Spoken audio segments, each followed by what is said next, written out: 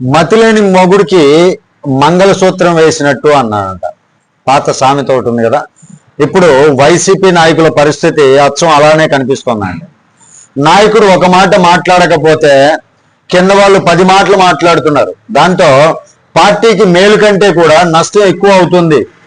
వాస్తవానికి ABN RK మీద ఎగిరెగిరి పడుతూ కేసులు పెడతాం, అరెస్ట్ చేస్తాం, అది చేస్తాం, ఇది చేస్తాం అని గొడవ చేస్తున్నటువంటి వాళ్ళు ఆయన ఒక్క మాటగా 25 ఏళ్ల క్రితం జరిగినటువంటి సంగతులు బయట పెడతానేమో, నా అంతటి నేనే బయట పెడతానేమో, నేనే బయట పెట్టాల్సినటువంటి పరిస్థితి వస్తుందేమో అన్న వెంటనే ఒక్కసారిగా నోళ్లు మూసుకున్నారు కదా. పిల్లి ముందు ఎలుకలు నిశ్శబ్దంగా కూర్చున్నారు. ఎలాగైతే కూర్చుండే అలా కూర్చున్నారు అనమాట. ఇది చూసిన జనాలు కూడా ఆశ్చర్యపోతున్నారు. ఒక్కసారిగా ఆ మాటతోటి సైలెంట్ అవడంతో. కానీ ఎక్కువసేపు ఆగలేకపోయారేమో. జగన్ అటు లండన్ వెళ్ళిపోగానే మళ్ళీ వీళ్ళలో కొందరు మొదలయ్యారండి. ఆర్కే మీద కేసులు పెట్టాం, ఇంకా అరెస్ట్ ఎందుకు చేయలేదు అంటూ మళ్ళీ మీడియా ముందు హడావుడి మొదలు పెట్టారు. ఇదే అసలు సమస్య. నాయకుడు ఏమనుకుంటున్నాడో తెలియకుండా మాట్లాడటం పార్టీకి పెద్ద తలనొప్పి అవుతుందండి. ఇది వాళ్ళకి తెలియట్లేదు. కానీ గతంలో కూడా ఇదే జరిగింది. గూగుల్ డేటా సెంటర్ వస్తే అది పెద్ద గోడౌన్ తప్ప ఏమి లేదు, గోడౌన్ మాత్రమే అది అని నవ్వుకున్నారు. సాక్షి మీడియా కూడా అదే లైవ్ పెట్టింది. కానీ జగన్ వచ్చి దాన్ని తెచ్చింది నేనే అన్నాక మాట్లాడిన వాళ్ళు నేల చూపులు చూశారు.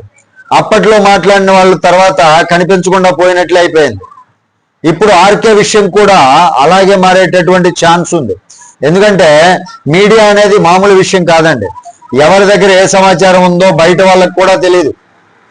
పాత ఫైళ్ళు, పాత కథలు, లోపల సంగతులు సరైన టైంలో బయటకు వస్తే పెద్ద దెబ్బ తగులుతుంది. ఇక జగన్ ఇప్పుడు తాడేపల్లిలో కంటే బెంగళూరు, హైదరాబాద్ మధ్య తిరుగుతున్నాడని ప్రత్యర్థులు కొత్త పేర్లు కూడా పెడుతున్నారు. బెంతా హై అంటూ సెటైర్లు కూడా వేస్తున్నారు. బెంతా హై అంటే బెంగళూరు, తాడేపల్లి కూడా హైదరాబాద్ అంటూ సెటైర్లు వేస్తున్నారు. ఇలాంటి సమయంలో పార్టీ నేతలు మరింత జాగ్రత్తగా ఉండాలి. కానీ వీళ్ళు మాత్రం మంట ఉన్న చోట కిరోసిన్ పోస్తున్నారండి. పుట్టలో ఉన్న పామును కర్రతో గుచ్చితే అదేం చేస్తుంది? ఒకరోజు బయటకు వచ్చి బుసగొట్టం మొదలు పెడుతుంది. అదేవిధంగా పదే పదే ఆర్కేను టార్గెట్ చేస్తే ఆయన కూడా ఒకరోజు బలంగా కౌంటర్ ఇచ్చే అవకాశం ఉంది. అప్పటికి నష్టమయ్యేది ఎవరికంటే వైసీపీ నాయకులకే కాదు, జగన్కే ఎక్కువ.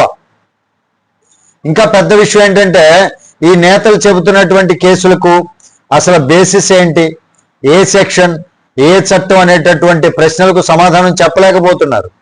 కానీ గుంపుగా వెళ్ళి ఆఫీసుల ముందు హడావుడి చేయడం, అలాంటి గొడవలు చేయటం మాత్రం చేస్తున్నారు. ఇది రాజకీయ పోరాటం కంటే మీడియా అటెన్షన్ కోసం చేసేటటువంటి డ్రామాలా కనిపిస్తుంది జనాలకి. జగన్ మాత్రం గతంలో కూడా మీడియాతో పూర్తిగా శత్రుత్వం పెట్టుకొని తర్వాత అవసరం వచ్చినప్పుడు మాట్లాడినటువంటి సందర్భాలు ఉన్నాయి. రాజకీయాల్లో శాశ్వత శత్రువులు ఉండరు, శాశ్వత ప్రయోజనాలే ఉంటాయి. ఎవరికి కూడా శాశ్వత శత్రుత్వం ఉండదు. ఇది ప్రతి నాయకుడు తెలుసుకునేటటువంటి నిజం. కానీ కింద నాయకులు మాత్రం ఇది అర్థం చేసుకోవడం లేదు. నిన్నటి వరకు పెట్రోల్, డీజిల్ అంటూ నిరాహార దీక్షలు చేశారు. 2 రోజుల్లో హడావుడి చల్లారిపోయింది. ఇప్పుడు కొత్త ఇష్యూ కోసం మళ్ళీ ఆర్కేను టార్గెట్ చేస్తున్నారు.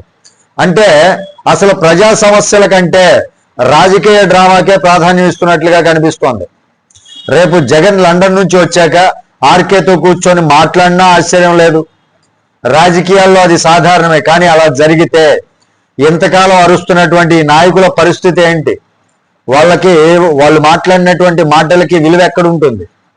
చివరికి చెప్పాల్సింది ఒకటే అండి, నాయకుడి కోసం పోరాడుతున్నాం అనుకొని నాయకుడికే గుంట తవ్వేటటువంటి పని చేస్తున్నారు కొందరు. ఆర్కేను కొట్టాలని వెళ్ళి బూమరాంగ్లా తిరిగి జగన్కే తగిలేటటువంటి పరిస్థితి తెస్తున్నారు. ఇదే ఇప్పుడు వైసీపీ లోపల అసలు కథ. మరి దీనిపై మీ అభిప్రాయం ఏంటి అనేది కామెంట్ రూపంలో తెలియజేయండి. వీడియో నచ్చితే లైక్ చేయండి, ఛానల్కి సబ్స్క్రైబ్ చేసుకున్నాను కొంచెం సపోర్ట్ చేయండి. తిరిగి తర్వాత వీడియోతో మీ ముందుకు వస్తాను. అప్పటి వరకు సెలవు. జై హింద్.